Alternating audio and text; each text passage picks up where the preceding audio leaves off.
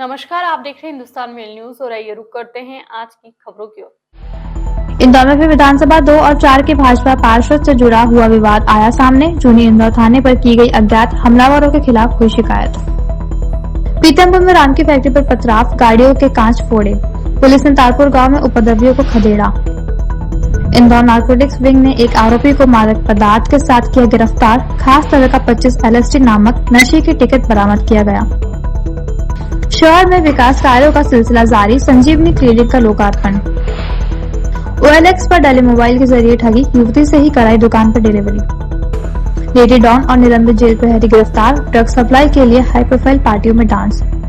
दरअसल इंदौर में फिर एक बार विधानसभा 2 विधानसभा से जुड़ा हुआ विवादित मामला सामने आया है। पूरे मामले में विधानसभा 3 के पार्षद कमलेश कालेरा के बेटे पर अज्ञात बदमाशों ने हमला किया, जिसको लेकर विधानसभा 2 के पार्षद पर आरोप लगाए गए हैं। इंदौर में फिर एक बार एक ही राजनीतिक पार्टी बीजेपी से जुड़े हुए 2 पार्षदों का विवाद सामने आ रहा है।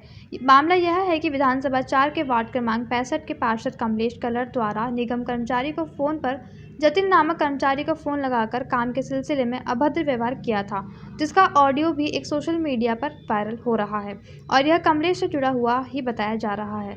अब इस मामले में जीतू यादव, जो कि विधानसभा 2 में वार्ड 24 के पार्षद और MIC मेंबर जीतू यादव पर आरोप लगाया गया है कि वह विधानसभा में काम करने नहीं दे रहे और इसी के चलते उन्हें फिर से फोन लगाकर धमकाया जा रहा है और उनके ही लोगों को समर्थक द्वारा हमला करवाया गया है। फिलहाल अभी भाजपा पार्षद और MIC मेंबर जीतू यादव का किसी तरह का कोई बयान सामने नहीं आया है, लेकिन एक बार यह साफ हो गया है कि विधानसभा 4 विधानसभा 2 की मतभेद से जुड़ा हुआ है।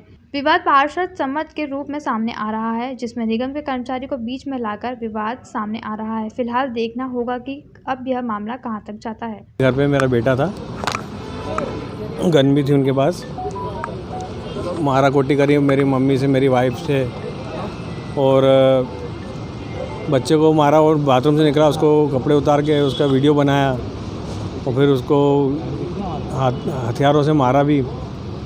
फिर मैंने जीतू यादव को वापस फ़ोन लगाया, बोले अब तेरे पास अब रोज़ तेरे पे ये हमले होंगे, मैं आपको उसकी रिकॉर्डिंग सुना रहा हूँ, ऐसे रोज़ तेरे पे हमले होंगे। क्यों, कारण क्या रहा है?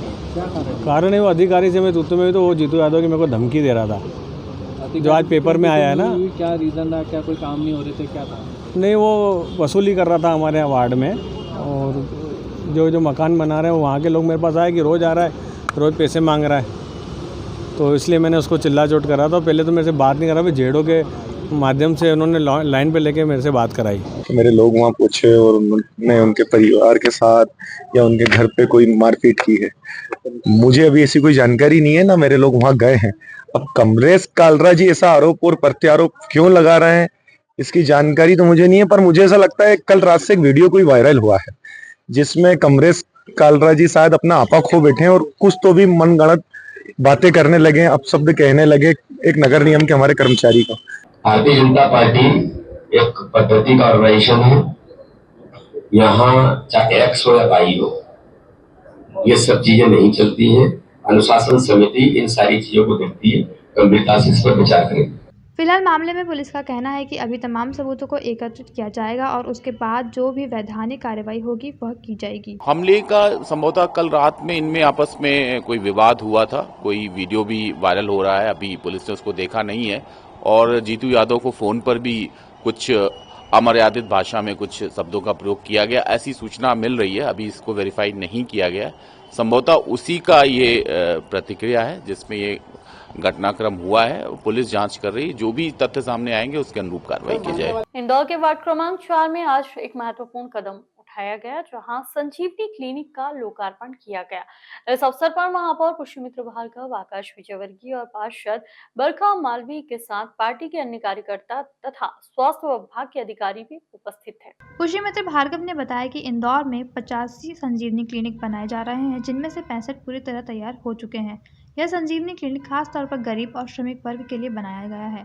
स्वास्थ्य विभाग के अधिकारियों ने इस मौके पर पुष्टि की कि कल से लोगों को यहां स्वास्थ्य सेवाएं मिलना शुरू हो जाएंगी। यह क्लिनिक हर वार्ड में एक महत्वपूर्ण कदम साबित हो रहा है और इसका उद्देश्य लोगों को सस्ती और सुलभ स्वास्थ्य सेवाएं प्रदान करना है।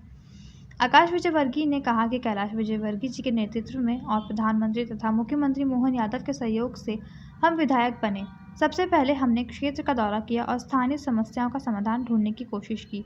उन समस्याओं की फाइलें तैयार की गई और कुछ प्रमुख प्रोजेक्ट की योजना बनाई गई जिन्हें हम 1 साल में पूरा करेंगे। इसके अलावा पार्षदों के पेंडिंग कामों की सूची तैयार की गई ताकि हर एक काम जल्दी से जल्दी पूरा हो सके। उन्होंने यह भी बताया कि इसके लिए नियमित कार्यक्रम आयोजित किए जाएंगे, खासकर गरीब बस्तियों में, ताकि योजनाओं का लाभ ज़्यादा से ज़्यादा लोगों तक पहुंच सके। आकाश विजयवर्गीय ने कहा कि भारतीय जनता पार्टी जनता की पार्टी है और हमारे नेता जनसेवक हैं। हमारे नेता जनसेवक हैं, सारे कार्यकर्ता जनता की सेवा में लगे रहते हैं, तो कोशिश यही है कि सारी योजनाओं का लाभ लोगों तक पहुंचे, विकास लोगों तक पहुंचे और सबके जीवन में सुख समृद्धि शांति आए।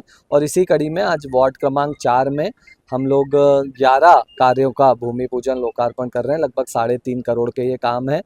पार्षद बरखा नितिन मालू जी, महापौर पुष्पमित्र जी, भाजपा कार्यकर्ता और यहाँ के सभी जिम्मेदार नागरिकों को साथ में लेकर हम इन कामों का शुभारंभ कर रहे हैं। इंदौर के जेल रोड पर मोबाइल व्यापारी के साथ नए तरीके से ठगी का मामला सामने आया है। ठग ने OLX पर बिकने के लिए डला मोबाइल शॉप पर भेजकर ऑनलाइन रुपए ट्रांसफर करवा लिए। विज्ञापन देने वाली युवती ने मोबाइल वापस मांगा, तब व्यापारी को ठगी की जानकारी लगी। इसके बाद उन्होंने साइबर फ्रॉड की शिकायत की।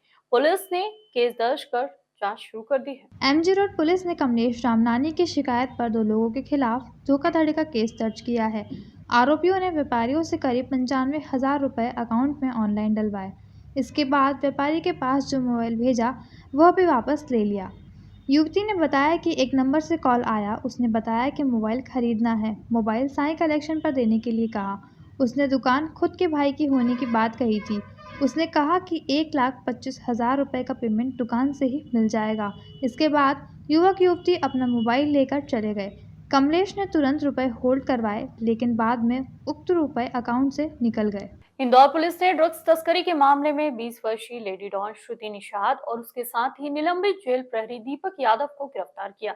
दोनों के पास से 20.30 ग्राम ब्राउन शुगर, 10.22 ग्राम MD ड्रग्स और एक होंडा अमेज कार जब्त की गई, जिसकी कुल कीमत 10 लाख रुपए बताई जा रही है। पुलिस के अनुसार श्रुति हाई प्रोफाइल पार्टियों में ड्रग्स सप्लाई करती थी और डांस परफॉर्म भी करती थी। वह खुद भी नशे की आदी थी और उस पर पहले से मारपीट व आर्म्स एक्ट के मामले दर्ज हैं। मुखबिर की सूचना पर क्राइम ब्रांच ने शुक्रवार शाम MR4 रोड पर घेराबंदी कर दोनों को गिरफ्तार किया। दोनों राजस्थान से ड्रग्स लाकर इंदौर के युवाओं को सप्लाई करते थे। श्रुति को अपने नेटवर्क में लेडी डॉन के नाम से जाना जाता है। पुलिस ने बताया कि आरोपी दीपक यादव निवासी model village colony Indore Alirajpur में जेल प्रहरी है। वह लंबे समय से ड्यूटी से गायब था। इसके पहले देवास और इंदौर के सेंट्रल जेल में पदस्थ रह चुका है। उसे पिता की मौत के बाद 2009 में अनुकंपा नियुक्ति मिली। दीपक पर पत्नी ने दहेज प्रताड़ना और घरेलू हिंसा के चलते FIR दर्ज करा चुकी है। जेल प्रहरी से पूछताछ की जा रही है कि उसका जेल में भी ड्रग्स सप्लाई का नेटवर्क तो नहीं है। दीपक के संबंध में जेल अधिकारियों को भी सूचना दी जा रही है। पीथमपुर में यूनियन कार्बाइड फैक्ट्री के जहरीले कचरे के निष्पादन का विरोध शनिवार को तीसरे दिन भी जारी है। आज सुबह करीब 10 बजे तारपुरा गांव से लगी राम की एनवायरो इंडस्ट्री की फैक्ट्री पर पथराव किया गया। इसमें कुछ वाहनों के कांच टूट गए। इसके बाद पुलिस ने लोगों को फैक्ट्री के पास से खदेड़ा। मौके पर तैनात SDM प्रमोद कुमार गुर्जर ने बताया, पथराव की वजह एक अफवाह को बताया जा रहा है। ये अफवाह फैलाई गई थी कि भोपाल से लाए कंटेनरों को खोलकर यहाँ कचरा अनलोड किया जा रहा है। यह भी कहा गया था कि अनलोडिंग में एक मजदूर घायल हुआ है, लेकिन ऐसा कुछ नहीं हुआ। कोई कंटेनर नहीं खोला गया। मैंने खुद सभी कंटेनरों को चेक किया है। उन्होंने कहा कि फैक्ट्री परिसर और इसके 100 मीटर दायरे में प्रतिबंधात्मक आदेश जारी किए गए हैं। इसका उल्लंघन करने वाले पर कार्रवाई की जाएगी। पीथमपुर में यूनियन कार्बाइड के कचरे को लेकर हो रहे विरोध के बीच मुख्य सचिव अनुराग जैन ने कहा, राज्य सरकार इस मामले में हाई कोर्ट से समय देने की मांग करेगी। कोर्ट को मौजूदा परिस्थितियों के बारे में जानकारी देंगे। स्थानीय लोगों को भरोसे में लेकर ही सरकार इस मामले में आगे बढ़ेगी। उन्होंने कहा, कोर्ट से कितना वक्त मिलेगा कह नहीं सकते। कचरे की शिफ्टिंग से लेकर आगे की पूरी प्रोसेस में सुप्रीम कोर्ट द्वारा तय की गई गाइडलाइन को पालन किया जा रहा है। कचरे की शिफ्टिंग से लेकर आगे की पूरी प्रोसेस में सुप्रीम कोर्ट द्वारा तय की गई गाइडलाइन का पालन किया जा रहा है। इंदौर नारकोटिक्स विंग ने कार्रवाई करते हुए राव निवासी युवक को 25 टिकट LSD और 11 ग्राम से अधिक मादक पदार्थ के साथ पकड़ने में सफलता हासिल की है। पकड़ाई गई 25 टिकट LCD और मादक पदार्थ की कीमत 8 लाख रुपए बताई जा रही है।